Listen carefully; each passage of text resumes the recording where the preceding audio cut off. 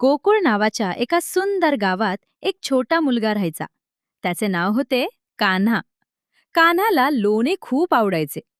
तो खूप खोडकर पण गोड होता. रोज सकाळी कान्हाची आई यशोदा मैया मोठ्या भांड्यात दही घुसरून ताजे आणि मऊ लोणी काढायची. कान्हा गुपचूप कोपऱ्यातून ते बघायचा आणि त्याच्या तोंडाला पाणी सुटायचे. कान्हा, आज लोणी खायचं नाही हं, असे म्हणून मैयाने लोण्याचा माठ एका उंच शिक्यावर उंच टांगून ठेवला.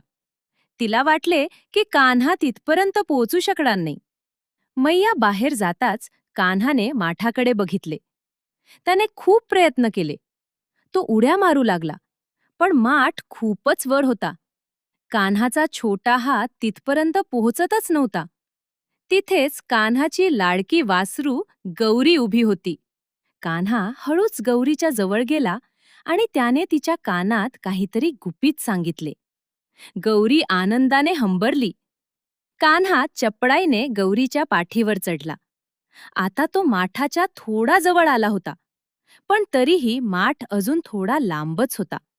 कान्हाने इकडे तिकडे पाहिले. तितक्यात तिथे कान्हाचा मोठा भाऊ बलराम आला. कान्हा, काळजी नको करू, मी तुला मदत करतो, असे म्हणत बलरामने कान्हाचा हात धरला. बलराम वासराच्या बाजूला घट्ट उभा राहिला. कान्हाने आपला एक पाय बलरामच्या खांद्यावर ठेवला आणि तो सावकाश वर चढला. आता कान्हा अगदी माठाच्या जवळ पोहोचला होता. वा! कान्हाचा हात आता माठापर्यंत पोहोचला होता. त्याने माठात हात घालून लोण्याचा एक मोठा गोळा बाहेर काढला. त्याने थोडे लोणी स्वतः खाल्ले आणि थोडे गौरीलाही दिले.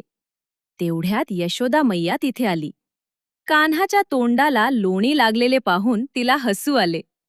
तिने धावत जाऊन आपल्या लाडक्या कान्हाला प्रेमाने मिठी मारली.